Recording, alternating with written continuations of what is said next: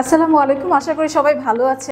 আজ কথা বলবো পিকা নিয়ে। পিকা হলো এমন একটা আচরণগত বা মানসিক একটা সমস্যা যেখানে মানুষ খাবার না খেয়ে খাবার ছাড়া অন্য কোনো বস্তু দিনের পর দিন ধরে খেতে থাকে, যেটা বুদ্ধি বিকাশ বয়সের সাথে কোনোভাবেই সামঞ্জস্যপূর্ণ নয়।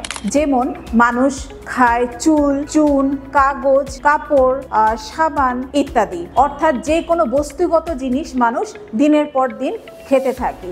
কি কারণে এগুলো হয়?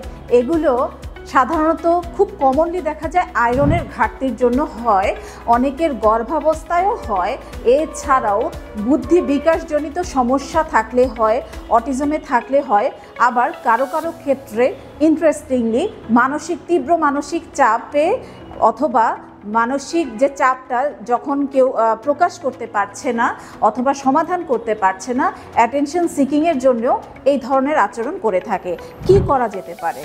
এই টাইপের পেশেন্টের ক্ষেত্রে আমরা যেটা করি যে আমরা কারণটাকে আগে বের করি, কারণটা বের করে সেই কারণটার অনুযায়ী চিকিৎসা করে থাকি, পাশাপাশি কাউন্সেলিং করি এবং কোনো রকমের কোনো পুষ্টির ঘাটতি থেকে থাকলে সেটাকেও আমরা কারেকশন করি।